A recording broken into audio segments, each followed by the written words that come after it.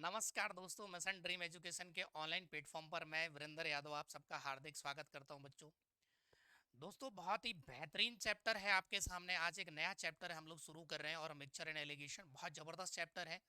Exam के point of view से बहुत ही बढ़िया चैप्टर होता है। इसमें से आप लोगों को हर एग्जाम में दो या तीन या कई बार एक सवाल भी पूछ लेता है, कई बार दो भी। और मतलब इससे कोई भी ऐसा एग्जाम नहीं होगा जहां पर ये इसका कोई कोई सवाल आपको देखने को नहीं मिलेगा।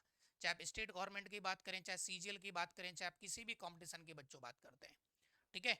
और मैं आप लोगों को बता देता हूं कि जो बच्चे मेरे साथ जुड़े हुए हैं, जिन्होंने अब तक पुरानी क्लासें नहीं देखी हैं बच्चों, आप उनको पूरा प्रॉपर देखें, स्टेप बाय स्टेप देखें, पहली क्लास पर दूसरी। फिर आपको लगेगा बच्चों की बहुत बेहतरीन चीज़ें आपको पढ़ाई गई हैं और कंटेंट आपको बिल्कुल एग्जाम में आने वाला कंटेंट है बच्चों। पूरा पिछले एग्जाम में आए हुए सवालों को बहुत अच्छे से कवर किया हमने। ठीक है, तो शानदार चीज़ें आपको पढ़ाई गई हैं। रेशो पढ़ा दिए गए, परसेंटेज एंड प्रॉफिट लॉस पढ़ा दिए गए, SICI पढ़ा दिया है बच्चों, LCM HCF पढ़ा दिया है। ठीक है, ऑलमोस्ट चैप्टर्स मतलब अर्थमेटिक के लगभग लगभग हम पढ़ा चुके हैं। और अब बात करते हैं बच्चों मिक्सचर एंड एलिगेशन की। ये जबरदस्त चैप्टर है, this is the core chapter of arithmetic बच्चों। ठीक है, शुरुआत करते हैं बच्चों। मिक्सचर का मतलब होता है यहाँ से मिश्रण होता है बच्चों, और जो एलिगेशन है इसका मतलब होता है पृथक्करण। ठीक है, मिश्रण से मतलब क्या समझते हैं? मिश्रण का मतलब है बहुत सारी धातुओं का या किसी का घोल होगा, वो मिक्सचर होगा, जिसमें यानी कि मोर देन 2 3 4 इस तरीके से चीजें मिक्स हो रही होंगी, डिफरेंट डिफरेंट टाइप की, तो हम लोग उसको मिश्रण कहेंगे। ठीक है। और बच्चों, जिन बच्चों ने अब तक अपना mission dream education Telegram channel join नहीं किया है, वो टेलीग्राम चैनल भी ज्वाइन कर लेंगे। और अपने सभी साथी लोगों के साथ ये वीडियो साझा करें मैक्सिमम, ताकि सभी बच्चे यहाँ से जुड़े और आपको मैक्सिमम बेनिफिट मिले। बच्चों, मिक्सचर और एलिगेशन नया चैप्टर है, शुरुआत कर रहे हैं हम लोग इसकी। ठीक है, ये रहा आपके सामने। देखें, सबसे पहले यहाँ पर बच्चों हम लोग एलिगेशन की बात करते हैं। और what is the alligation? Alligation actual में होता क्या है, हम लोग इसको क्यों पढ़ रहे हैं, क्या रीजन है इसका, और इसमें जो तिरछा माइनस करते हैं वो क्यों करते हैं, उसका जवाब आज आपको मिल जाएगा बच्चों। ठीक है। और देखें, alligation is a technique which is use to solve the problems based on average. ठीक है, based on average. For alligation, overall average value should be greater than 1 and less than second. बच्चों, मतलब क्या है इस चीज का, कि एलिगेशन एक तकनीक है जिसका उपयोग औसत से संबंधित समस्याओं को हल करने में किया जाता है। ठीक है, और जब आप एलिगेशन लगाते हैं तो जो ओवरऑल इफेक्ट या ओवरऑल औसत आपको मिल रहा है एवरेज, वो हमेशा एक वैल्यू से बड़ा होगा बच्चों, और एक वैल्यू से क्या होता है, कम होता है। ज्यादातर हम लोग औसत से संबंधित समस्याओं को हल करने में एलिगेशन का उपयोग करते हैं। मतलब क्या है बच्चों, देखें, इन चीजों का एक दूसरे मान से कम होता है। जैसे मैंने कहा कि एक क्लास में औसत वजन 70 है बच्चों का, और दूसरी क्लास का औसत वजन मैंने कहा बच्चों 50 है। ठीक है, और इन दोनों कक्षाओं को मिलाकर औसत वजन हमने यहाँ पर मान लिया कि 60 है, क्योंकि इन दोनों के बीच का आना चाहिए मेरे भाई। ये जो ओवरऑल एवरेज आ रहा है, क्या आप देख पा रहे हैं कि जो ओवरऑल एवरेज आ रहा है, ये औसत जो है बच्चों, वो इन दोनों के बीच में आ रहा है। फिर हम लोग ऐसे तिरछा माइनस कर रहे होते हैं। ये तिरछा माइनस क्यों करते हैं, इसके लिए मैं आपको पूरा इसका डेरिवेशन आज क्लियर करने वाला हूं, तो आप लोग पूरी क्लास देखेंगे। ठीक है, देखिए, बड़ी वैल्यू में से हमेशा बच्चों बड़ी वैल्यू में से छोटी घटाई जाती है, तो यहाँ पर 60 - 50। ठीक है, अनुपात लगाएंगे ऐसे, और 70 - 60। यहाँ से बच्चों 10 और ये 10, ये कट जाएगा, तो इसका जो रेशो बनेगा दैट इज 1:1, यानी कि रेशो कितना आ जाएगा बच्चों, 1:1। ये एलिगेशन का कॉन्सेप्ट होता है, ये ओवरऑल इफेक्ट या ओवरऑल एवरेज होता है बच्चों। ठीक है, अब चलते हैं हम लोग आगे, इसके बारे में और समझते हैं। देखिए, एक्चुअल में औसत आपने पढ़ा होगा, औसत हो जाए बच्चों sum of quantities divide by number of quantities, यानी कि या फिर आप ऐसा कह सकते हैं कि sum of observations divide by number of observations. मतलब क्या है यहाँ पर, यानी कि आपके पास जितने भी डेटा है और जितने भी हैं उनको आप पहले ऐड करेंगे, और कितने हैं उसका भाग करके आप औसत इजी वे में निकाल सकते हैं बच्चों। ठीक है, फिर बात कर रहा हूं बच्चों मैं यहाँ पर कि भाई औसत का अगर ऑब्जर्वेशन के रूप में देखा जाए तो क्या होगा, यानी कि किसी भी चीज का यदि आपको औसत निकालना है, तो फर्स्ट ऑफ ऑल हमें ऑब्जर्वेशंस करने होते हैं, उसको देखना होता है कि भाई कोई भी काम है किस तरीके से चल रहा है, कितने लोग कैसे काम कर रहे हैं। ठीक है, जैसे बच्चों नॉर्मली आप लोग यहाँ समझ सकते हैं कि आपने 10 ऑब्जर्वेशन किए, और 10 ऑब्जर्वेशन में जो भी डेटा आपका निकल के आया, उस सब का हम लोग क्या कर देंगे मेरे भाई, सम कर देंगे ये वाला, और जस्ट डेटा जो है जितना उसका हम लोग भाग करेंगे, तो यहाँ से क्या आ जाता है बच्चों, औसत निकल के आ जाता है। औसत का मतलब होता है राशियों का योग बटे राशियों की संख्या, या फिर हम कह सकते हैं कि sum of observation divide by number of observation. ठीक बच्चों, चले, ये औसत की बात थी। अब औसत से जो संबंधित समस्याएं वो एलिगेशन से सॉल्व होती हैं, क्योंकि एलिगेशन एक तकनीक होता है, एक मेथड होता है बच्चों, और कुछ भी नहीं है, पृथक्करण होता है इसका मतलब। तो अब आप समझते हैं, देखिए क्या है ये। मैंने कहा बच्चों दो क्लास लिए हैं जिनमें छात्रों की संख्या n1 और n2 है। ठीक है, छात्रों की संख्या कितना है बच्चों, n1 और n2 है, और इनका औसत वजन है a1 a2। अगर आप इस दोनों कक्षाओं को मिलाकर एवरेज a मान लेते हैं, ठीक है, तो मेरे भाई सबसे पहले इन दोनों कक्षाओं का औसत निकालने के लिए इन दोनों कक्षाओं का टोटल वजन आपको चाहिएगा, और फिर हमने जितने भी स्टूडेंट हैं उनका हम लोग इसमें क्या करेंगे, डिवाइड करेंगे दोस्तों। ठीक है, देखें कैसे। तो मेरे भाई हम लोग समझेंगे यहाँ से कि पहली क्लास का औसत वजन a1 है, छात्रों की संख्या n1 है, तो टोटल वजन आ जाएगा a1 गुना n1। दूसरी क्लास में सिमिलरली a2 n2, और दोनों का योग करके छात्रों की संख्या का भाग कर देंगे, तो मेरे भाई यहाँ से इनका औसत आ जाएगा। और जब बच्चों इसके नीचे कुछ नहीं होता है तो ऑलवेज हम लोग यहाँ पर 1 मान के चलते हैं। और फिर मैंने कहा बच्चों आप इनको ऐसे क्या करेंगे, तिरछा गुना करेंगे। ठीक है, जैसे ही बच्चों आप क्रॉस प्रोडक्ट करते हैं या गुणा करते हैं तो A N one plus A N two आ जाएगा बराबर में A one N one plus A two N two. अब हम लोगों ने क्या किया कि जो एन वन वाले टर्म्स हैं उनको एक साइड ले लिया बच्चों, और एन टू वाले टर्म्स को एक साइड, और यहाँ से पूरा सॉल्व किया, और हमने एन वन और एन टू का रेशो यहाँ पर निकाल दिया है। ठीक है, अब सुने n1 और n2 क्या है। मेरे भाई n1 और n2 मैंने कहा था कि छात्रों की संख्या है। एलिगेशन में जो यहाँ रेशो आता है नीचे, ये हमेशा बेस रेशो आता है या फिर बेस का रेशो आता है। मतलब क्या है सर इस बेस का मतलब, यानी कि जिसके रेस्पेक्ट में आप एलिगेशन निकालते हैं, सॉरी एलिगेशन नहीं औसत निकालते हैं बच्चों, एवरेज की बात करते हैं। तो देखिए यहाँ छात्रों की संख्या का भाग कर रहे थे, यहाँ बेस में कौन है, छात्रों की संख्या है बेस में। ठीक है, तो इसलिए हमारे पास यहाँ अनुपात आएगा छात्रों का n1 और n2 क्या है, छात्रों की संख्या थी। तो इस तरीके से आप समझ सकते हैं। यहाँ बड़ा इंपॉर्टेंट कॉन्सेप्ट और होता है बच्चों, देखें समझें। अगर हम लोग ये कहें कि एलिगेशन का आप ग्राफिकल रिप्रेजेंटेशन देखें, आप देखते हो कि भाई तिरछा माइनस क्यों करते हैं, तो इसके लिए मैंने पूछा, जो पिछली वाला पीपीटी में जो डेरिवेशन था वो पूरा इसी कॉन्सेप्ट को आपको क्लियर कर रहा है। अब आपको समझ में आ रहा है ये कि तिरछा हम लोग माइनस क्यों करते हैं। अब देखें भाई, एलिगेशन का बच्चों ग्राफिकल रिप्रेजेंटेशन ऑफ एलिगेशन, इसका जो ग्राफी रूप होता है वो ये फॉर्मेट बनता है कि a1 a2 पहली क्लास के छात्रों का औसत वजन दूसरी का, और दोनों को मिलाकर हमने a माना है, this is the overall average. यहां तक किसी भी बच्चे को कोई समस्या नहीं होनी चाहिए। ठीक है, और यहाँ बच्चों किसके रेस्पेक्ट में निकाल रहे थे, छात्रों की संख्या n1 और n2 का। n1 और n2 की जो वैल्यू है, n1 और n2 की अगर हम लोग वैल्यू की बात करें तो मैंने आप लोगों को अभी थोड़ी देर पहले हमने यहाँ पर देखा था कि ये n1 की जगह ये रख देंगे और n2 की जगह आप ये रख देंगे इस तरीके से। तो यहाँ वैल्यूज हमने रखा बच्चों। ठीक है, यहाँ हम लोग वैल्यूज रखेंगे और इसको क्या करेंगे, यहाँ से सॉल्व कर लेंगे आप लोग। अब देखें एक बहुत इंपॉर्टेंट नोट बच्चों क्या है कि इनका जो डिफरेंस होता है, ध्यान रखना आप लोग, इनका डिफरेंस कैसे भाई, a1 minus A to oblique बच्चों a2 माइनस ए वन, क्योंकि कई बार तो a1 बड़ा होगा तो कई बार आप लोगों का a2 बड़ा होगा बच्चों। a1 माइनस ए टू या a2 minus A one is always divided in the ratio of n1 और n2। मतलब क्या समझे भाई, n1 और n2 के अनुपात में हमेशा इनका जो डिफरेंस होता है इसको डिवाइड किया जाता है। देखो कैसे, अगर बच्चों हम लोग n1 प्लस n2 करते हैं, ठीक है, n1 प्लस n2 करते हैं यानी कि टोटल रेशो, तो आप देख पाएंगे बच्चों यहाँ से क्या बनेगा भाई, इसकी वैल्यू था a2 माइनस ए, ठीक है, और प्लस में आप लोग क्या देख रहे हैं, a माइनस ए वन, तो ये वाली टर्म a से ये कट जाएगा, तो यहाँ से ये बनेगा आपका a2 माइनस ए वन। ठीक है, और यहाँ से आ गया बच्चों n1 प्लस n2। मेरे भाई 1 यूनिट की वैल्यू निकालना चाह रहे हैं आप लोग, तो a2 minus A one upon क्या आ जाएगा, n1 प्लस n2। और बच्चों यदि आपको n1 की वैल्यू चाहिए तो हम लोग यहाँ पर किसका गुणा कर देंगे, n1 से। ठीक है, तो ये जो वैल्यू बनेगा a2 minus A one upon n1 plus n2, और मल्टीप्लाई क्या हो जाएगा, n1।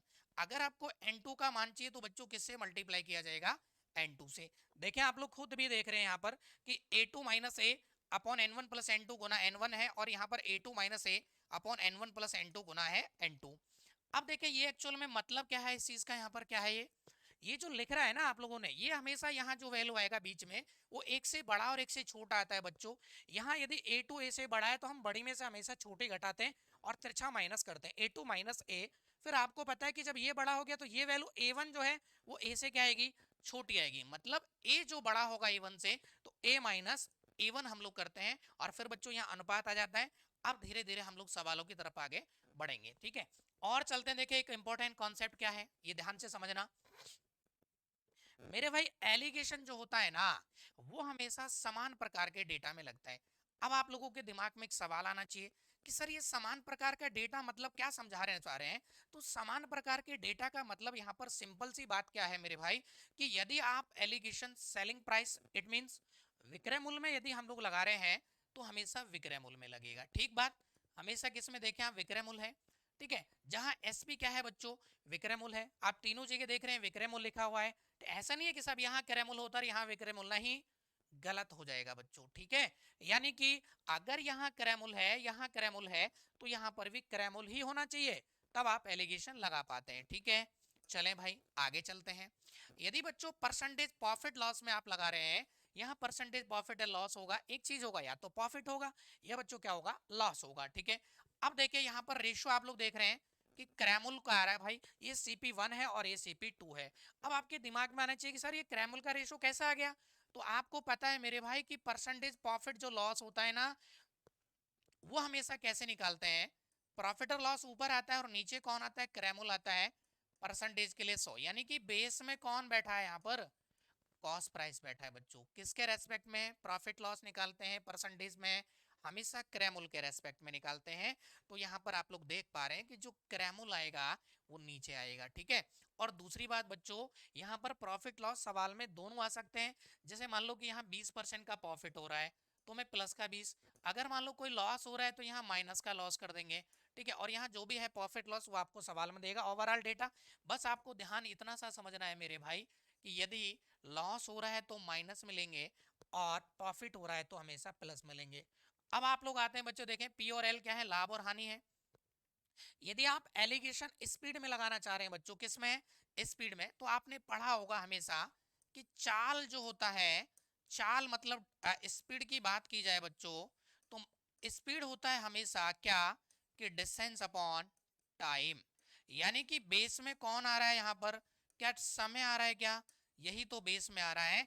तो यदि आप कभी भी चाल में एलिगेशन लगा रहे हैं, स्पीड में आप लगा रहे हैं बच्चों, तो यहाँ से रेशो किसका आएगा भाई, समय का आएगा, मतलब टाइम का आएगा। जहां पर S1 S2 S3 क्या है, स्पीड है, और T1 T2 क्या है, समय है, टाइम है। तो एक बात यहां से आपको समझ में आनी चाहिए कि अगर हम लोग एलिगेशन लगा रहे हैं, यहाँ चाल है, यहाँ चाल है, तो यहाँ पर भी चाल आना चाहिए।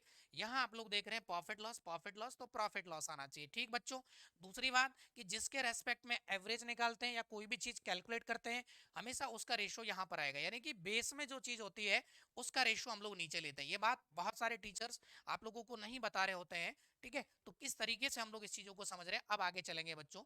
ठीक है, अब इस कॉन्सेप्ट का पहला सवाल बच्चों एलिगेशन बेस आपके सामने है। आप देख रहे होंगे कि किसी रेत जिसकी कीमत 250 रुपए प्रति किलो है, ठीक है, को किस अनुपात में 150 रुपए प्रति किलो वाली एक दूसरी रेत के साथ मिलाया जाए ताकि मिश्रण की कीमत 225 रुपए प्रति किग्रा हो जाए बच्चों। ठीक है, अंग्रेजी समझते हैं। In what ratio should some sand costing rupees 250 per KG be mixed with the another sand costing rupees 150 per KG so that the cost of the mixture becomes rupees 225 per KG. मतलब क्या है बच्चों, कि दो तरह की मिट्टियां हैं, सैंड है आपके पास, इन दोनों को आप मिला रहे हैं, तो किस अनुपात में मिलाना चाहिए ताकि जो ओवरऑल मिश्रण बन रहा है उसकी जो कीमत है वो कितनी आ जाए मेरे भाई, 225 आ जाए। अब बच्चों हमें यहाँ पर देखें, पहले वाले की कीमत भी पता है भाई कितनी है, 250 है। हमें दूसरे वाले की भी पता है कितनी है, बोले आप कहेंगे सर 150 है। ठीक है, और हमें ओवरऑल जो मिश्रण की कीमत दे रखी है वो भी हमें पता है यहाँ पर कितनी है, 225 है। तो यहाँ से बच्चों ऐसे मैंने आपको अभी एलिगेशन का जो ग्राफिकल रिप्रेजेंटेशन था वो आपको सिखाया कि हमेशा बड़ी वैल्यू में से छोटी वैल्यू आप लोग यहाँ पर क्या करते हैं, माइनस करते हैं। ठीक है, चले 250 में से 225 माइनस करेंगे भाई, तो यहाँ से देखें ये 25 आएगा क्या, यहाँ लगता है बच्चों अनुपात। और उसके बाद यदि हम लोग बात कर रहे हैं कि 225 में से 150, तो देखें 150 और 50 यानी कि 200, ये आएगा बच्चों 75। अगर इसको आप काटते हैं 25 से 3 तो यहाँ पर जो रेशो आ जाएगा दैट इज द 3:1। अनुपात कितना आ रहा है बच्चों, 3:1 इसका रेशो आ जाएगा। दोनों मिट्टियों को आप 3:1 में यदि मिलाएंगे, पहले आप लोग 3 किलो लेते हैं तो दूसरी आपको कितनी लेनी पड़ेगी, 1 किलो, और भाव आपको पता है रेट। इनको मिलाने के बाद इनका जो अनुपात आ रहा है, ओवरऑल मिश्रण की कीमत आ जाएगी बच्चों 225, और अनुपात में किस में मिलाना पड़ेगा, 3:1, जो कि आप लोग देख रहे हैं कौन से ऑप्शन में है भाई, बी। तो इस सवाल का B is the right option होगा। वही ग्राफिकल रिप्रेजेंटेशन, तिरछा आपने बढ़ा माइनस किया है, हमेशा बच्चों बड़ी वैल्यू में से छोटी वैल्यू माइनस करते हैं। ठीक, चलें नेक्स्ट सवाल की तरफ चलेंगे मेरे भाई। देखिए हम, पहली कक्षा के छात्रों का औसत वजन 60 किलो है, दूसरी कक्षा के छात्रों का औसत वजन 90 किलो है, और इन दोनों कक्षाओं को मिलाकर औसत औसत वजन 70 किलो है। दोनों कक्षाओं में छात्रों का अनुपात बताएं। पहली में कितना है मेरे भाई, 60 है, दूसरी में कितना है, 90 है, और ओवरऑल दोनों को मिलाकर कितना है, 70 है। यस या नो? तो आप कहेंगे बिल्कुल सर ऐसा है। और आप आराम से अब क्या लगा सकते हैं, एलिगेशन। हमेशा बड़ी वैल्यू में से छोटी घटाएंगे। 90 में से 70 जाएगा बच्चों, कितना आएगा, 20 आएगा।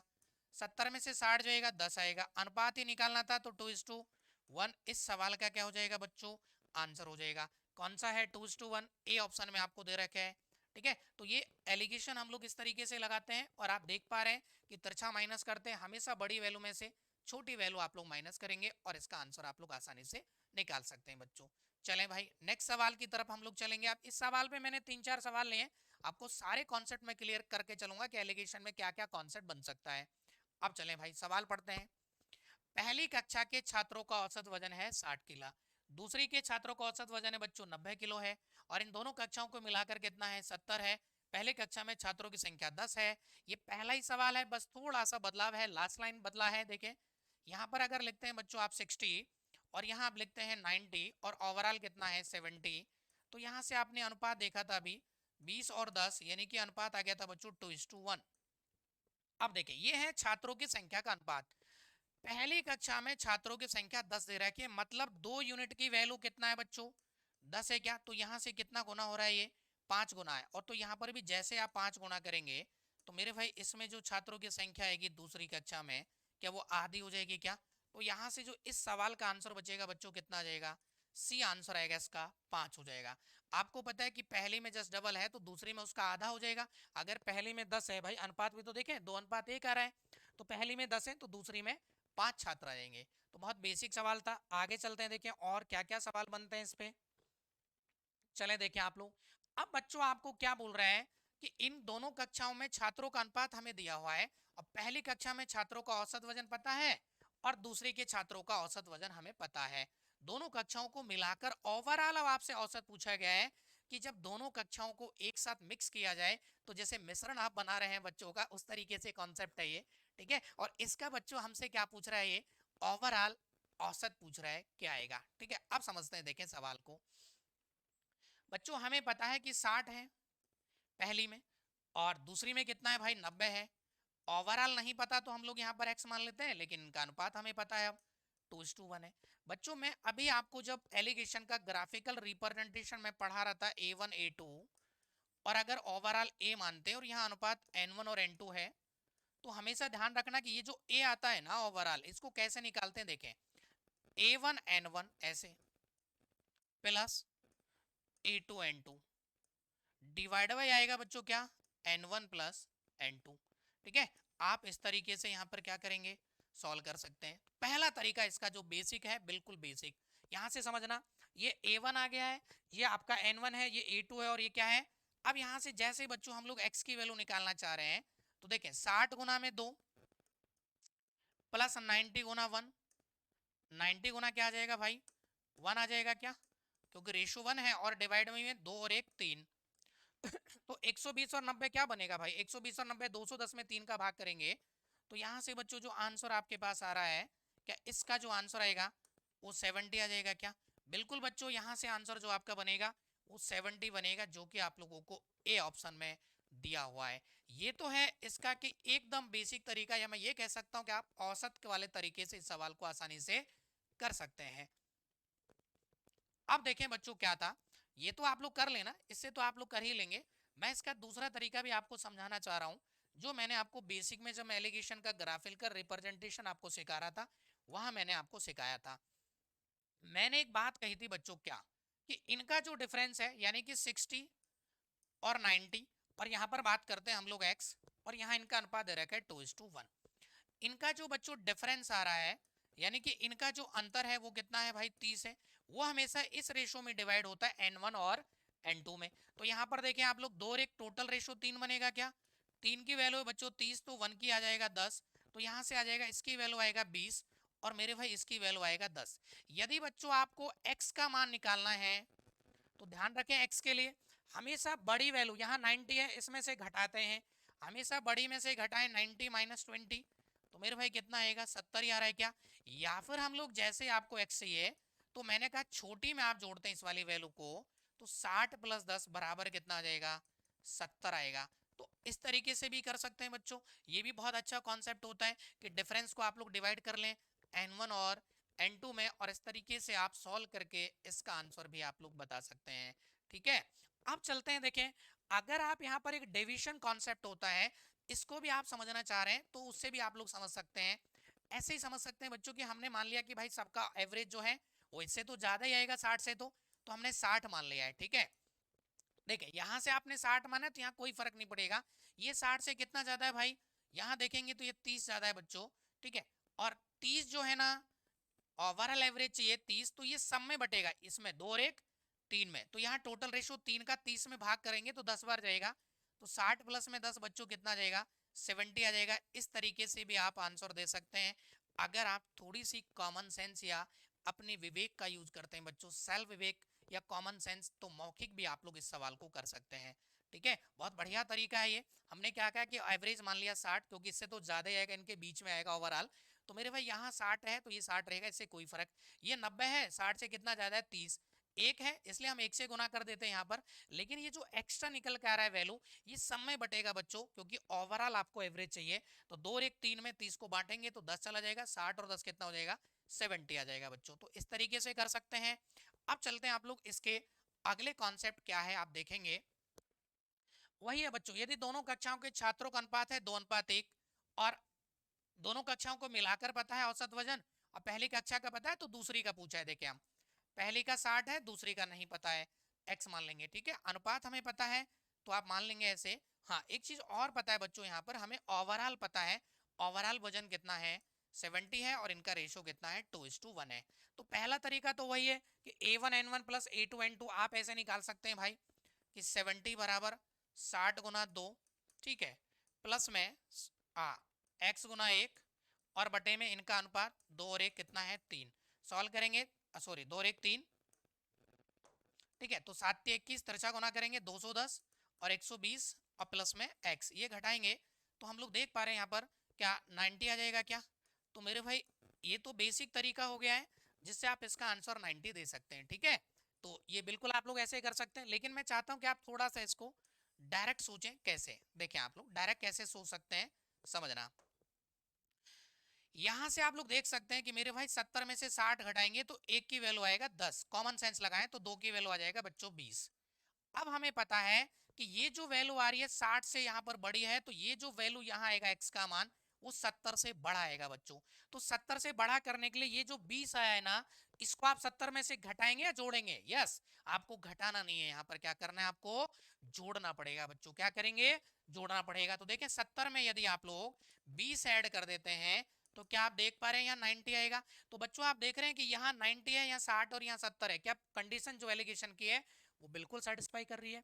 तो अगर आप यहाँ 70 में से 20 घटाते हैं तो मेरे भाई 50 ही आता है, तो एलिगेशन नहीं लगा पाएंगे आप लोग, तो थोड़ा कॉमन सेंस भी लगा सकते हैं। तो 70 में हम लोग ये वाली वैल्यू जोड़ देंगे, आपका आंसर आ गया यहाँ से x का। ठीक है, या फिर बच्चों डेविशन मेथड पे भी जाना चाह रहे हैं तो कोई बुराई नहीं है, आप लोग उससे भी कर सकते हैं। आप यहाँ पर देखें, अगर ये 60 है, अगर कॉमन सेंस लगाए, यहाँ x मान लिया, ओवरऑल हम लोग देख रहे हैं कि यहाँ से ओवरऑल जो है इनका अनुपात पता है हमें 2:1 है, और हमें ओवरऑल कितना है भाई? 70 है। ठीक है, हमें चाहिए बच्चों x की वैल्यू, तो यहाँ से आप लोग देख रहे हैं कि ये 60 है, यहाँ 10 और चाहिए 70 के लिए, और रेशो 2 है तो इसलिए 2 से गुना करेंगे। तो हम लोग यहाँ क्या कर रहे हैं बताएं आप लोग? 70 तो मान ही रहे हैं, प्लस में यानी कि 10 गुना 2, ठीक है, और ये जो एक्स्ट्रा वैल्यू है ना बच्चों, वो यहाँ जो भी अनुपात होगा उसमें बांट देंगे, क्योंकि x के पास जाएगा ये, तो यहाँ एक का भाग कर देंगे इसके अनुपात का। ठीक है, तो 70 और 10 ने 20, तो आप देख रहे हैं यहाँ पर कितना आ जाएगा बच्चों? 90 आ जाएगा, जो हमें x की वैल्यू निकालनी थी। तो x यहाँ से कितना आ गया है भाई? 90 आ गया है। तो आप इस तरीके से भी कर सकते हैं, क्योंकि ओवरऑल हमें पता है 70 है, और यहाँ 60 है तो यहाँ 10 और चाहिए 70 बनाने के लिए, लेकिन अनुपात 2 है तो उससे गुना किया और हमने ये 70 तो आएगा आएगा कम से कम, ठीक है। हाँ, अब हमें पता है 70 तो आएगा आएगा, एक्स का 70 से बहुत ज्यादा आने वाला है जितना भी आ रहा है। अब यहाँ गुना कर लिया बच्चों, और ये जो है ना जो भी एक्स्ट्रा वैल्यू आ रही है वो इस अनुपात में बटेगा, तो यहाँ पर आपने एक का भाग कर दिया, बस सॉल्व कर लिया, आंसर आ जाएगा। उम्मीद करता हूँ मैं आपको ये बहुत बढ़िया कॉन्सेप्ट लगेगा, ठीक है, और अच्छा है, आपको समझ में आ रहा होगा आसानी से। चलें बच्चों, अब करते हैं हम लोग नेक्स्ट सवाल की बात, ठीक है। अभी इसी तरह के सवाल चल रहे हैं। 24 रुपए प्रति किलो व 34 रुपए प्रति किलो चावल को किस अनुपात में मिलाया जाए ताकि मिश्रण की कीमत 30 रुपए प्रति किलो हो जाए बच्चों। पहली कीमत कितनी है 24, दूसरी कीमत कितनी है भाई 34, ओवरऑल कितना चाहिए आपको, ओवरऑल बोल रहे हैं मिश्रण का कितने कीमत है 30 है। मैंने कहा कि आप हमेशा ऐसे तिरछा माइनस करेंगे तो 34 में से 30 घटाएंगे तो 4 बचेगा, और 30 में से 24 जाएगा बच्चों 6, और 2 से काटे हैं तो क्या 2:3 आपका आंसर आ जाएगा क्या। तो इस सवाल का जो आंसर आ रहा है वो 2:3 आपका आंसर आएगा बच्चों। उम्मीद करता हूँ आपको ये समझ में आ गया होगा, बहुत बढ़िया सवाल था, ठीक है। तो आंसर आएगा बच्चों 2:3, जो कि ए ऑप्शन में आपको दिया हुआ है। चलते हैं बच्चों नेक्स्ट सवाल की तरफ, देखते हैं नेक्स्ट सवाल क्या है। चलें, ये रहा नेक्स्ट सवाल, बहुत अच्छा सवाल है, शानदार सवाल है बच्चों। पिछले एसएससी ने कई बार पूछा है इस टाइप पे सवाल। देखें, एक मिश्र धातु में 80% तांबा है और 20% टिन है। एक अन्य मिश्र धातु में 85% तांबा है और 12% टिन है। इन्हें किस अनुपात में मिलाया जाए ताकि मिश्रण में 15% टिन अवश्य हो जाए, और इस नए मिश्रण में तांबा का औसत परसेंटेज भी आपको बताना है। तो समझते हैं बच्चों, देखें आप लोग क्या है। सबसे पहले आपको पहले में टिन पता है, ठीक है, 80 और 20 100% हो गया। लेकिन बच्चों यहाँ कई कंफ्यूजन यहाँ होता है बच्चों को कि सर ये 85 और 12 तो 97% बन रहे हैं, और जबकि टोटल तो 100% होना चाहिए। मेरे भाई ये मिश्र धातु है, जरूरी नहीं है कि ये कॉपर और टिन का है, इसके अलावा भी आपको जिंक वगैरह भी हो सकता है, कोई और सिल्वर वगैरह भी हो सकता है, कोई गोल्ड भी हो सकता है। तो बहुत सारी चीजें यहाँ पर हो सकती हैं क्योंकि ये मिश्र धातु है, ठीक है। तो इसकी टेंशन नहीं लेनी है, जितना है आप उसी पे काम करेंगे। अब बच्चों आपको पता है कि पहले में देखें, आप टिन में एलिगेशन लगा रहे हैं, अब टिन में आप एलिगेशन लगाएं, ठीक है। और जब आप टिन में एलिगेशन लगाएंगे तो यहां समझना आप लोग, पहले में टिन है 20%, दूसरे में टिन कितना है भाई 12%, और आपको जो मिश्रण तैयार किया है उसमें कितना चाहिए टिन 15%। तो यहाँ पर आप लगा देंगे एलिगेशन ऐसे, तो यहाँ से बच्चों रेशो आ जाएगा 15 में से 12 जाएगा 3, और यहाँ 5। तो हमारा जो अनुपात आ रहा है बच्चों, क्या वो 3:5 आ गया क्या। तो पहला जो आंसर बनेगा मिश्रण में किस अनुपात में मिलाएं, तो वो तो आ रहा है आपका 3:5। तो आपका ये ऑप्शन भी आप दे सकते थे, क्योंकि इसी ऑप्शन में जो रेशो आ रहा है ना वो 3:5 आ रहा है। लेकिन बच्चों यहाँ इसके अलावा इसमें एक सेकंड सवाल और पूछा है कि ये जो मिश्रण तैयार किया है ना आपने, इसमें आप कॉपर का एवरेज परसेंटेज और बताएं। पहली धातु में बच्चों कॉपर कितना है भाई, कॉपर में एलिगेशन लगाएंगे अब तो 80% है। दूसरी में कितना है बच्चों 85% है, ठीक है। और ओवरऑल नहीं पता तो आप एक्स मान लेंगे, ओवरऑल नहीं पता है तो हम लोग क्या मान लेते हैं बच्चों एक्स मान लेते हैं। लेकिन मिश्रण का अनुपात तो आपने पहले वाले कॉन्सेप्ट से ही सॉल्व कर लिया कि मिश्रण को किस अनुपात में मिलाया है 3:5 है। मतलब पहली धातु अगर 3 किलो है तो दूसरी को ऐसे मान लेते हैं 5 किलो आप लोग ले रहे हैं, ठीक है। चलें बच्चों, अब आपको वही है कि x की वैल्यू a1 n1 उससे निकाल सकते हैं। यह एक तरीका है आपके पास कि इनका जो डिफरेंस है, ठीक है, इनका डिफरेंस कितना आएगा भाई 85 और 80 का 5%, और यहाँ से टोटल रेशो कितना आएगा ये 8 आएगा। तो 8 की वैल्यू बच्चों 5% है, ठीक है। तो 1 की वैल्यू आपको पता है 5/8 आ जाएगा, और पहला वैल्यू चाहिए तो आप 3 से गुना करेंगे, तो ठीक है, जैसे आप 3 से करेंगे तो ये 15/8, और इसका मतलब आप देखेंगे यहाँ से 15/8 आ रहा है ना बच्चों, ये इसकी वैल्यू आएगा 1:7/8, ठीक है। तो ये आ जाएगा 1:7/8%, यहाँ वैल्यू आ गया 1:7/8%। अब हमें चाहिए बच्चों x की वैल्यू, तो यहाँ मैंने आपको सिखाया कि यदि आपको x का मान चाहिए, x का यदि मान निकालना है तो बड़ी वैल्यू में से हमेशा ये वाली वैल्यू घटाएंगे, और छोटी में ये वाली वैल्यू जो भी आती है आप लोग जोड़ देते। तो यहाँ 85 है, और इसमें से आप लोग घटा देंगे बच्चों कितना -1:7/8%, ठीक है। इसको जब आप सॉल्व करेंगे तो देखें ये आपका 83 सही 1/8 8% बनेगा। और इस सवाल का जो ओवरऑल मिश्रण में जो कॉपर आ रहा है बच्चों, वो 83 सही 1/8 आएगा। अब बहुत सारे बच्चों को तो ये माइनस करने में बड़ी आफत आती है। तो देखिए इस माइनस को कैसे करते हैं, मैं थोड़ा सा इस माइनस के बारे में आपको यहाँ पर सिखा देता हूँ बच्चों, कैसे करेंगे देखें। ठीक है, माइनस कैसे करते हैं आप लोग, यहाँ से जो वैल्यू कोई भी आपको दे रखी है, जैसे मान के चलें, चले मैं इसको यहाँ से आ, ये वाला पेन लेता हूँ। ठीक है, आपको यहाँ पर क्या करना है कि जो 83 है ना, सॉरी 85 था क्या, ठीक है, इस 85 में से हमें एक सही 1/7/8 हमें माइनस करना था। तो बच्चों यहाँ कुछ नहीं करना, इस तरह का कोई भी फ्रैक्शन या भिन्न आता है तो इसमें सबसे पहले आप एक जोड़ दें, तो एक और एक ये हो जाएगा 2। तो 85 में से 2 घटाएंगे तो यहाँ कितना आएगा, ये 83। ठीक है, 83 आ जाएगा बच्चों। फिर क्या करना है कि इनका डिफरेंस देखना है, 7 और 8 का डिफरेंस आता है ऊपर 1 और नीचे जो है एज इट इज आप लिखेंगे 8। तो ये इसको माइनस करने का भी तरीका होता है बच्चों, इस तरीके से। ठीक है, सिर्फ सब्ट्रैक्शन करने का। जैसे देखें, मैंने कहा मान लो कि 137 माइनस आपको 8, या छोटा सा डेटा ले लेता हूं आपको, अभी बड़ा बड़ा कुछ भी हो सकता है, जैसे 5 सही 7/11। मेरे भाई यहाँ से एक जोड़ेंगे इसमें आप लोग, तो 5 और ये कितना हो जाएगा, 6 घटाएं तो 137 में से 6 जाएगा 131, और 7 और 11 का डिफरेंस आएगा 4, और नीचे क्या आ जाएगा 11। तो आप ऐसे क्या करते हैं, इस तरह के कभी भी माइनस आए तो बच्चों विद इन सेकेंडों में आप माइनस कर सकते हैं, आपको माइनस करना आना चाहिए बच्चों। ठीक है, इस सवाल को आप कहें तो आप डिविजन मेथड से भी कर सकते हैं। भाई देखो कैसे, हम लोगों को यहाँ ओवरऑल एवरेज चाहिए बच्चों। अगर मैं ओवरऑल एवरेज मान लेता हूँ यहाँ से 80 मान लेता हूँ ऐसे नॉर्मली, लेकिन यहाँ 80 यहाँ 3 है, कोई फर्क नहीं पड़ेगा। अब यहाँ 50 ये 5 है ना, तो मेरे भाई 80 प्लस में 5 और अनुपात कितना है 5, तो गुणा 5 और बटे में टोटल में डिवाइड होगा, 5 और 3 8। इससे भी आप कर सकते हैं अगर चाहें तो 5 5 25 में 8 का भाग करेंगे तो 8 3 24, 3 से 1/8, और 80 में जोड़ेंगे तो आंसर कितना आएगा, 83 सही 1/8 बनेगा। मेरे भाई आप ऐसे डिविजन से भी कर सकते हैं, आपको कुछ करने की जरूरत नहीं है। मैंने क्या समझाया देखें, मैंने कहा कि आपने 80 मान लिया ऐसे नॉर्मली, ठीक है, फिर यहाँ 80 है, इससे कोई फर्क नहीं पड़ेगा बच्चों, लेकिन यहाँ 80 से कितना ज्यादा है 5, और अनुपात कितना था 5 ही अनुपात है, तो 5 गुना 5 करेंगे 25 एक्स्ट्रा वैल्यू आ रहा है, यानी कि 25 आपको 80 से, यहाँ 5 ज्यादा है तो 5 लोगों के लिए 25 आपको एक्स्ट्रा देना पड़ रहा है। लेकिन ये जो 25 है ना, ये 3 और 5 टोटल रेशो क्या है 8 है, 8 में डिवाइड होगा। तो आप इस तरीके से भी कर सकते हैं बच्चों, ये माइनस करने के कॉन्सेप्ट थे। ठीक है, अब चलते हैं हम लोग नेक्स्ट, इस सवाल में क्या लिखा हुआ है। देखिए सेम टाइप का सवाल है बच्चों, सिर्फ आपको पता है कि 90% तांबा है, 10% जस्ता है। दूसरे मिश्र धातु बी में तांबा 82 है, जस्ता 18% है। दोनों मिश्रणों को किस अनुपात में मिलाया जाए ताकि जस्ते की मात्रा 12% हो जाए बच्चों।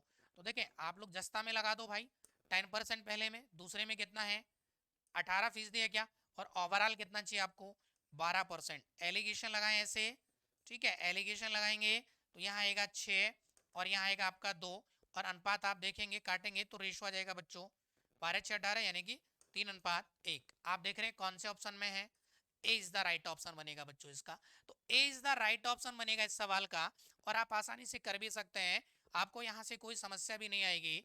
ठीक है, तो भाई अभी तक मैंने जो कॉन्सेप्ट आपको क्लियर किए हैं वो सारे के सारे समझ में आ गए होंगे, क्योंकि हम लोग सारे के सारे जो कॉन्सेप्ट है अभी बेसिक सवालों की बात कर रहे हैं। ठीक है, बेसिक सवालों की बच्चों हम लोग बात कर रहे हैं, और अब चलते हैं हम लोग नेक्स्ट सवाल की तरफ। सवाल नंबर 8 देखते हैं बच्चों क्या है। देखें, एक व्यक्ति 12 रुपए प्रति किलोग्राम की चाय को 16.25 रुपए प्रति किग्रा की दूसरी चाय के साथ मिलाता है, तो इस मिश्रण की कीमत अब 14.75 रुपए प्रति किलोग्राम निश्चित कर देता है। यदि चावल की कुल मात्रा 51 केजी है तो दूसरे प्रकार के चावल की मात्रा बताएं। बहुत अच्छा सवाल है बच्चों, समझना। एक व्यक्ति 12 रुपए पहली है, दूसरी कितनी है भाई जिसके साथ मिला रहे हैं हम लोग, वो है 16.25, और जो बच्चों मिश्रण है ना उसकी कितनी दे रखी है आपको 14.75। अब यहाँ पर आप लगाएंगे ऐसे एलिगेशन, एलिगेशन आप लगाएंगे तो देखें ये आप लोग 14.75 में से 12 घटाएंगे तो ये आएगा 2.75। ठीक है, यहां आप लोग देख रहे हैं कि 16.25 माइनस 14.75, तो बच्चों आएगा ये आएगा 1.5 आएगा 1.5। ठीक है, तो यहाँ भी जीरो लगा लें और ये पॉइंट से पॉइंट काट लें। अगर इसको 25 से काटेंगे तो 25 के 150, इनके बीच में रेशो आएगा दोस्तों ये 150 और 275 का 6:11।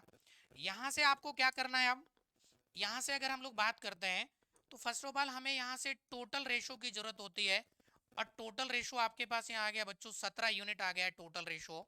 और इस 17 यूनिट की वैल्यू आप देख रहे हैं सवाल में कि टोटल जो है मिश्रण की जो मात्रा है वो 51 केजी है। तो 17 की वैल्यू क्या 51 है क्या? तो 1 की वैल्यू आ जाएगी बच्चों 3। और क्या पूछ रहे हैं? दूसरे प्रकार के चावल की मात्रा बतानी है, सेकंड टाइप का।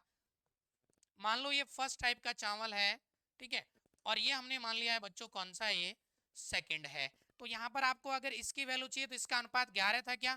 तो बच्चों यहाँ 11 से मल्टीप्लाई करेंगे तो 11 तिया 33। तो दूसरे प्रकार के जो चावल की कीमत है वो क्या 33 केजी आ रहा है क्या? तो बिल्कुल आप लोग यहाँ से 33 केजी निकाल सकते हैं, सवाल को समझ सकते हैं। बहुत बढ़िया सवाल था, अच्छा सवाल था बच्चों। उम्मीद करता हूँ मैं आपको सवाल समझ में आ गया होगा। यदि अभी तक हमारे साथ जो बच्चे जुड़े हैं और उन्होंने पिछली वीडियोस नहीं देखी हैं तो आप देख सकते हैं, उनको जाकर वहां पर जाएं, प्लेलिस्ट मैंने बना रखी है, वहां से भी आप लोग बच्चों देख सकते हैं। बहुत बढ़िया सवाल आपके सामने, समझना आप लोग।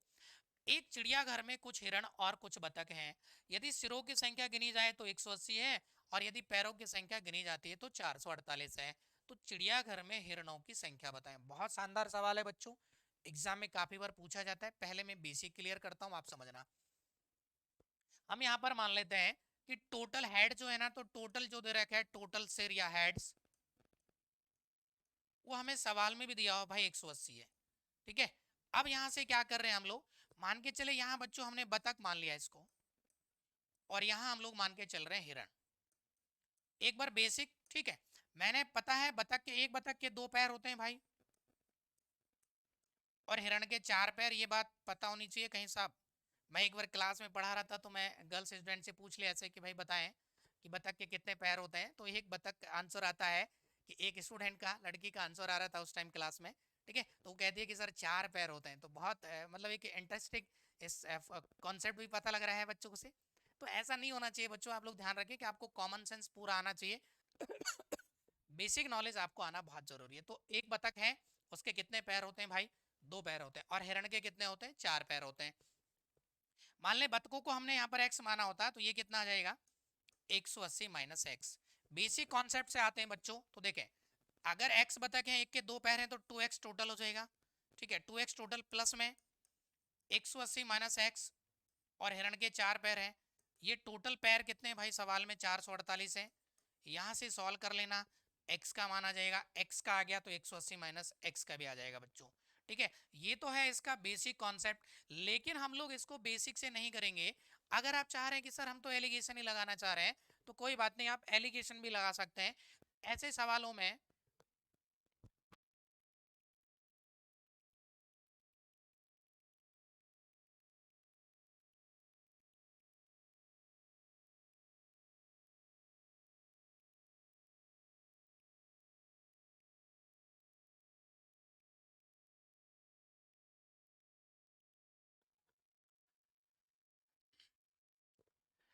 इस तरीके से आप बेसिक से जा सकते हैं बच्चों, आसानी से इसको सॉल्व करके आप आंसर दे सकते हैं। दूसरी बात मैं आप लोगों को बता देता हूँ कि यहाँ पर इसको एलिगेशन से आप करना चाह रहे हैं तो एक बार आप सभी को बतख मानना पड़ेगा, एक बार सभी को हिरण मानना पड़ेगा, ठीक है। जैसे मान लो 180 जितने भी जानवर हैं उस बाड़े के अंदर, उन सबको आप बतख मानते हैं, और एक बतख के अगर 2 पैर होते हैं बच्चों, तो इनके कितने पैर आ जाएंगे? 180 के 360, ठीक है। और यहाँ से एक हिरण के 4 पैर, तो 180 के 18 चौका 72 भाई 720। ओवरऑल पैर कितने हैं आपको पता है? ओवरऑल जो पैर हैं या फीट जो हैं, ठीक है, ओवरऑल पैरों की बात की जाए, पैर ही लिख लेता हूं मैं यहाँ पर, वो 448 आपको सवाल में दिया हुआ है। तो एलिगेशन आप लगा सकते हैं ऐसे, 360, 720 और 448, ठीक है। यहां से बच्चों आपको क्या करना है? अब एलिगेशन के लिए इसको तिरछा आपको घटाना है ऐसे, ठीक है, आपको ऐसे घटाना है। तो हम लोग यहाँ पर घटा रहे होंगे कि ये देखें, आप लोग इसमें से घटाएंगे तो ये 2 आएगा, और यहाँ से आप लोगों का ये 12 और ये 7 और ये 2, 272 आ जाएगा, और ये जाएगा बच्चों 88 आएगा, ठीक है। अब यहाँ से आप लोग काटना चाह रहे हैं इसको, तो बिल्कुल आप रेशो से पहले आप लोग 4 से काट लें, फिर और काटेंगे, तो काटने के बाद जो ये बनेगा आपका, तो ये रेशो आएगा आपका 34:11 रेशो। यहाँ से अगर टोटल रेशो की बात की जाए बच्चों, तो ये आएगा 45, ठीक है। टोटल रेशो कितना आ गया भाई? 45। और ये जो आता है ना, ये एक्चुअल में हम लोग ये जो पैर अगर बात कर रहे हैं तो ये नंबर ऑफ हेड्स के रिस्पेक्ट में बात कर रहे हैं, जितने सिर होंगे उतना ही पैरों की बात कर रहे होंगे। ठीक है, तो ये रेशो आएगा बच्चों सिरों का। अब आपको सवाल में यहाँ टोटल जो है अनुपात में तो आ रहा है 45, लेकिन एक्चुअल में कितने हेड्स थे टोटल 180।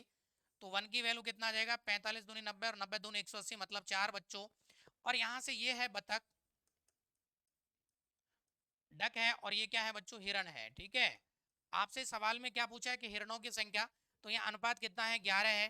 तो मेरे भाई 11 से गुणा करेंगे आप लोग, तो 11 चौका 44, यानी कि हिरणों की संख्या कितना आएगा, 44 आपके पास हिरणों की संख्या आ जाएगा।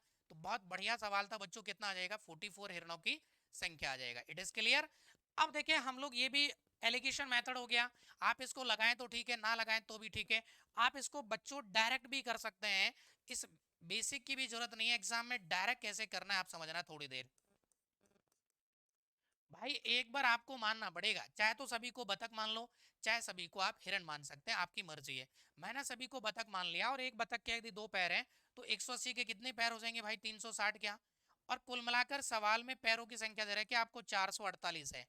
इनका डिफरेंस देखो बच्चों कितना आ रहा है। अगर आप डिफरेंस देखेंगे तो आपको पता लगेगा कि ये तो 88 आ रहा था।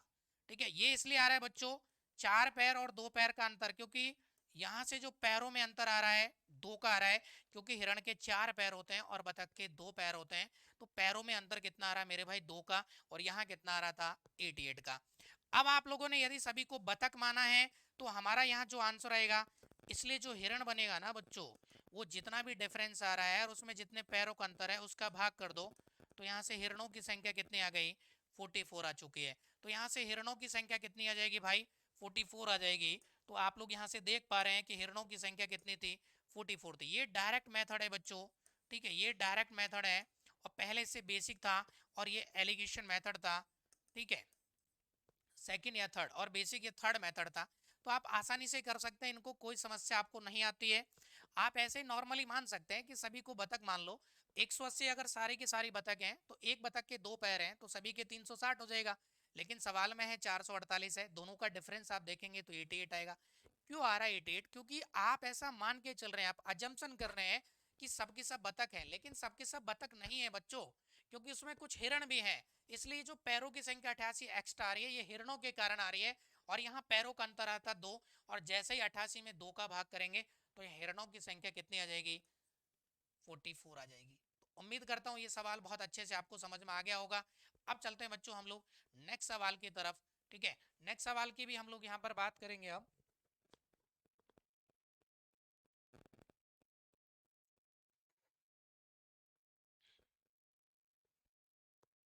देखिए नेक्स्ट सवाल की तरफ चलते हैं।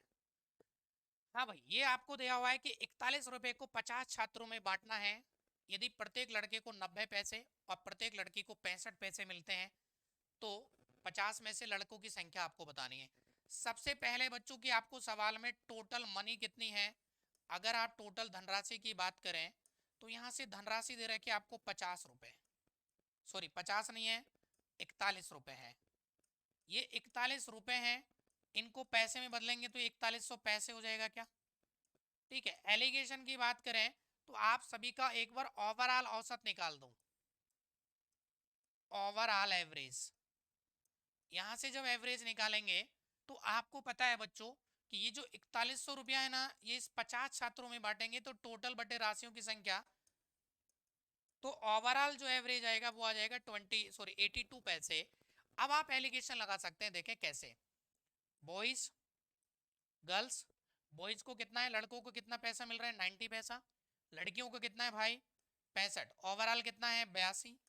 ठीक है, एलिगेशन लगाएंगे यहाँ से, तो आप रेशो निकालेंगे, 82 में से 65 जाएगा 17, और यहाँ आएगा 8। यहाँ से टोटल रेशो की बात की जाए तो 17 और 8 बनेगा बच्चों 25। और सवाल में टोटल छात्र जो थे 50 है, तो वन की वैल्यू 2 आ जाएगा। तो गर्ल्स बॉयज आपसे क्या पूछा है इसमें, तो लड़कों की संख्या, बच्चों लड़कों की संख्या पूछी है, तो यहाँ अनुपात कितना है, 17 है। इसलिए जो नंबर ऑफ बॉयज आएगा आप 17 से दोनों तरफ मल्टीप्लाई करेंगे तो 2 × 17 यानी कि 34 जो आएगा बच्चों वो बॉयज आ जाएगा। और यदि आपको गर्ल्स निकालनी होता तो यहाँ 8 से गुना करके आप गर्ल्स की संख्या दे सकते थे, 8 दूनी 16 बच्चों, या 50 में से 34 घटा देंगे तो नंबर ऑफ बॉयज यानी कि लड़कों की संख्या यहाँ से कितना जाएगा, 34 हो जाएगा बच्चों। बहुत बढ़िया सवाल था, अच्छा था, आसान है। सबसे पहले ओवरऑल औसत नहीं पता है तो आप निकालेंगे ऐसे कि टोटल पैसा 4100 बन रहा है, आप टोटल विद्यार्थियों का भाग करेंगे तो एवरेज आ गया है। अब आपको बॉयज को पता था लड़कियों को कितना मिल रहा है, ओवरऑल आपको पता लग गया, वो हमेशा बीचों बीच लिखा जाता है, फिर आप तिरछा माइनस करेंगे ऐसे। तो ठीक है, आप लोगों ने यहाँ पर देखा कि टोटल रेशो जो आपका आ रहा है यहाँ से बन चुका है बच्चों, ये कितना 17 और 8 आपको पता है, 17 और 8 25, और फिर आपको पता है कि टोटल विद्यार्थी 50 थे, 25 यूनिट की वैल्यू 50 है तो 1 यूनिट 2 के बराबर है। बॉयज की वैल्यू चाहिए तो आप 17 से मल्टीप्लाई किए और आपका आंसर आ गया है। ठीक है, चलें बच्चों नेक्स्ट सवाल की तरफ चलते हैं हम लोग। एक और सवाल, बहुत बढ़िया सवाल है ये, कितनी बार एग्जामों में पूछा जाता है ये सवाल, और पिछले एसएससी में कितने एग्जाम हुए जिनमें ये सवाल पूछा गया है बच्चों। आप इस सवाल को एक बार पढ़ेंगे, ध्यान से समझना। एक 250 प्रश्नों की परीक्षा में यानी कि 250 क्वेश्चंस हैं परीक्षा में, सही उत्तर देने पर आपको मिलेगा 3 अंक, और गलत उत्तर देने पर आपका कटता है बच्चों 1/2 अंक, आधा अंक काट लिया जाएगा। ठीक है, ये 1/2 है। यदि एक विद्यार्थी सभी प्रश्नों को हल करता है तथा वो 477 अंक प्राप्त करता है तो बताएं कि उसने कितने गलत उत्तर दिए होंगे। ये बहुत अच्छा सवाल है बच्चों, बेहतरीन सवालों में से, तो आप एक बार इसको समझना। मैं इसको आपको एलिगेशन से भी सिखा सकता हूँ, एक बार आप सभी को सही मान लेंगे। देखें टोटल जो क्वेश्चन है आपको सवाल में, ठीक है, यहाँ पर आपको दिया हुआ है क्वेश्चंस की बात करें तो क्या 250 है क्या, एक बार सभी को सही माने। ठीक है, बेसिक से जा सकते हैं आप, कोई दिक्कत नहीं है। सही आप करेंगे अगर राइट करते हैं, ठीक है, तो राइट के लिए आपको मार्क्स मिलेगा बच्चों, और राइट और रॉन्ग, अगर आप राइट करते हैं तो आपको 3 अंक दिया जाएगा, और गलत करते हैं तो आपका नेगेटिव कटेगा भाई, हाफ अंक। ठीक है, एक बार सभी को सही मानते हैं, 250 की 250 तो 25 या 75, 750। सभी को गलत मानते हैं तो नेगेटिव में मिलेगा आपको माइनस का 125, क्योंकि इसका, और आपने ऐसा किया तो ओवरऑल कितना मिला है आपको 477। अब आप यहाँ से ऐसे एलिगेशन लगाएं भाई, बड़ी में से छोटा। अब देखिए माइनस, और ये 477 बड़ा है इसमें से, तो ये जब आप घटा रहे होंगे यहाँ से कि 750 माइनस 477, ये जैसे ही बच्चों आप लोग घटाएंगे तो आप लोग देखेंगे यहाँ से आपका वैल्यू आएगा, ये तो आएगा 273, और ये बनेगा आप जोड़ेंगे तो देखें 477 प्लस 125, 7 5 12, इसको आप यहाँ से ऐड कर देंगे, तो जैसे आप यहाँ ऐड करेंगे तो यहाँ रिजल्ट मिल रहा है आपका 602, और यहाँ से आप अनुपात निकाल लें, अनुपात आ जाएगा बच्चों यहाँ से 86:39, यहाँ से जो अनुपात आएगा आपका इसका रेशो वो आएगा 86:39, और यहाँ से टोटल रेशो की बात करेंगे तो मेरे भाई ये आ रहा है 125। अब ये क्वेश्चंस का रेशो आ रहा है, नीचे जो आ रहा है ना ये क्वेश्चंस का आ रहा है, ये राइट है और ये रॉन्ग की बात कर रहे हैं आप लोग। अब हमें पता है मेरे भाई कि 125 टोटल रेशो आ गया, सवाल में इसकी वैल्यू 250 है 250, तो क्या 1 की वैल्यू 2 के बराबर आ जाएगा। और आपको सवाल में पूछा गया था कि रॉन्ग क्वेश्चंस आपको बताने हैं कि कितने गलत उत्तर दिए, तो गलत उत्तर का रेशो आ रहा है यहाँ से 39। आप जैसे बच्चों यहाँ 39 का मल्टीप्लाई करेंगे तो यहाँ से आपका जो रिजल्ट आएगा वो 78 आएगा। बोलो कितना आंसर आ जाएगा इस सवाल का, 78, जो कि आपको कौन से ऑप्शन में अवेलेबल था, ए ऑप्शन है बच्चों। अब इसको तो हम एलिगेशन कह सकते हैं, बिल्कुल एलिगेशन मेथड है, लेकिन मैं तो ये कहता हूँ कि आपको इस तरीके से नहीं करना है, आपको थोड़ा सा डायरेक्ट करना है बच्चों। समझना कैसे, एक बार यदि मैं सभी को सही मान लेता हूँ सभी सवालों को, तो मुझे पता है कि 250 की 250 अगर सही करता है एक का 3 अंक मिलता है तो इसको मिलेगा 750 अंक। डायरेक्ट आप कंसेप्ट समझना एक बार आप इसका, ठीक है। यहां जो है आपका, अगर सभी की वही है पिछले में, जैसे सभी को हमने हिरण माना था, बतख माना था, सेम कॉन्सेप्ट का है, सभी को सही मान लेंगे तो 250 गुना 3 करते हैं आप लोग, तो मतलब आपको कितना अंक मिलेगा भाई, 750। ठीक है, तो ये गुणा करने की आपको जरूरत नहीं है, आप डायरेक्ट समझें इसको। 250 का एक सवाल का 3 अंक, 250 को 250 सही है तो 750, लेकिन आपको मिला कितना है भाई 477। इनके बीच में आप डिफरेंस देखेंगे सबसे पहले, फर्स्ट ऑफ ऑल आपको डिफरेंस देखना है कितना आ रहा है, तो यहाँ से आपने डिफरेंस देखा था 273 आ रहा है क्या, बिल्कुल बच्चों यहाँ से डिफरेंस आएगा 273, यानी कि डिफरेंस कितना आ रहा है 273 आ रहा है। लेकिन जब आप सही करते हैं तो आपको 3 अंक मिलता है और इनका अंतर लेते हैं, गलत करते हैं तो आपका नेगेटिव में काट लिया जाता है आधा अंक। इसको सॉल्व करें बच्चों, माइनस माइनस प्लस, तो 3 और आधा यानी कि 3.5, 7/2। अब आपको कुछ नहीं करना है, अगर सभी को सही माना है तो हमारा यहाँ से आंसर आएगा रॉन्ग क्वेश्चन वाला, ठीक है। तो आप 273 में इस 7/2 का भाग करेंगे, 2 आ जाएगा बच्चों ऊपर, और इसे सॉल्व करेंगे आप लोग तो ये 39 टाइम्स बार कटेगा, और दुगना करेंगे तो इस सवाल का जो आंसर है वो आपका आंसर आएगा, फिर से बच्चों वही आंसर आएगा, 78 आ जाएगा। और ये जो है इसका कौन सा मेथड था भाई, दूसरा मेथड है, जिसको हम लोग डायरेक्ट मेथड कह रहे हैं बच्चों। कौन सा, सेकंड मेथड कह रहे हैं या डायरेक्ट मेथड कह रहे हैं हम लोग इसको, ठीक है। एक बार सभी को सही मान लो, एक बार सभी को आप गलत मान के भी कर सकते हैं, कोई फर्क नहीं पड़ेगा। लेकिन ध्यान रखें बच्चों, यहाँ माइनस माइनस क्या अंतर लेते हैं, लेकिन आप नेगेटिव में जा रहे हैं, नेगेटिव मार्किंग हो रही है इसलिए आधा अंक कट रहा है, तो माइनस माइनस होके क्या है, प्लस हो जाएगा, और 3 में आप आधा जोड़ेंगे तो 3.5 मतलब 7/2 आएगा। अगर सभी को सही मान रहे हैं तो आंसर आता है हमारा गलत वाला। जैसे मैंने कहा पिछले सवाल में, यदि आप लोग सभी को बतख मानते हैं तो हमारा आंसर आएगा हिरण वाला, यदि सभी को हिरण मानते हैं तो हमारा आंसर आता है बतख वाला। ये सेम कॉन्सेप्ट का सवाल है बच्चों। ऐसे ही सवाल आप बिल्ली और कुत्तों में जब बिस्कुट बांट रहे होते हैं, एक को 7 बिस्कुट दे रहे हैं, एक को 9 बिस्कुट या 8 बिस्कुट, इस तरह के जो सवाल हैं उनमें भी आप ये वाला कॉन्सेप्ट यूज कर सकते हैं। और बच्चों आज की क्लास में मैंने आपको यही सवाल किए, इससे आगे की जो क्लास है वो आपको नेक्स्ट क्लास में मिलेगा। Thank you so much. और आप सभी ज़्यादा से ज़्यादा बच्चों अपने सभी दोस्तों के साथ इस वीडियो को शेयर करेंगे, साझा करेंगे। बहुत बेहतरीन कॉन्सेप्ट के साथ मैंने आपको चीज़ें क्लियर की हैं। और बच्चों, मिशन ड्रीम जो हमारा टेलीग्राम चैनल है, मिशन ड्रीम एजुकेशन, एक बार आप उसको भी ज्वाइन कर लें, ठीक है। बहुत बहुत धन्यवाद आप सभी का, ठीक है, थैंक यू।